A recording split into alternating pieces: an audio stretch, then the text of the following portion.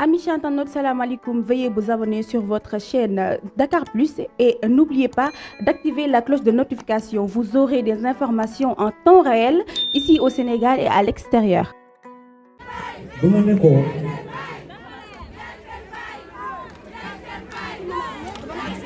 nga ne lan moso bi waaw bi ki ma nga yéegal ci scène bi nag waaw bi nga xam ne dafay ñëw parce que man booy ñëw di jouer si kaw scène bi pour être professionnel da ngay ñëw balance répété waaw improviser comme ça rek barewul dana am nag léeg-léeg ma woo ko ma ne ko waa yow ban ngay woy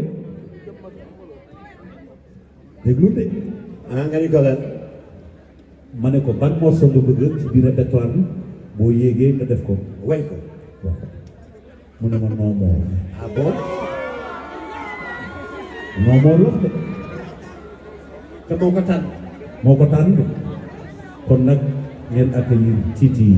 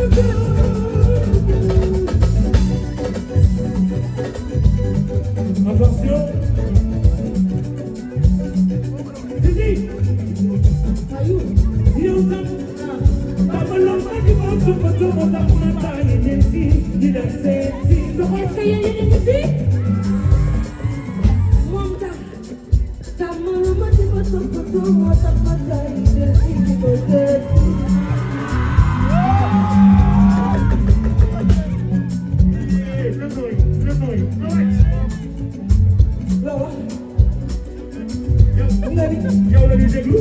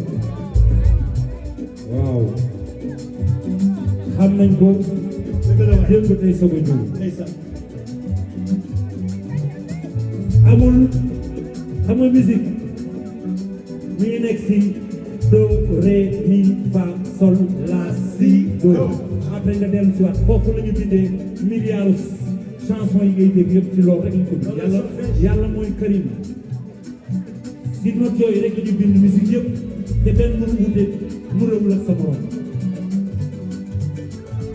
lu ne xaj na ci dëgg la waaye bu nekk mi ngi si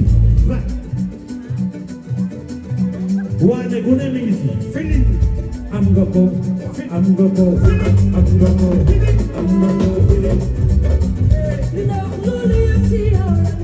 Merci beaucoup.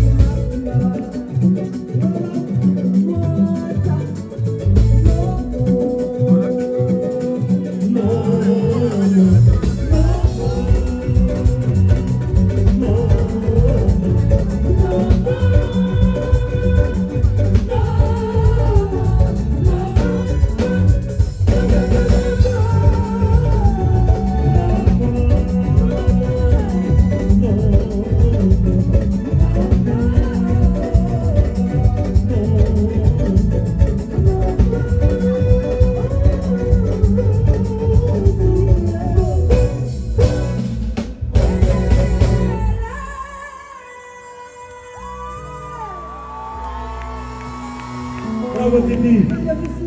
Merci beaucoup. Titi ko maanaam bu ñu fàttali la.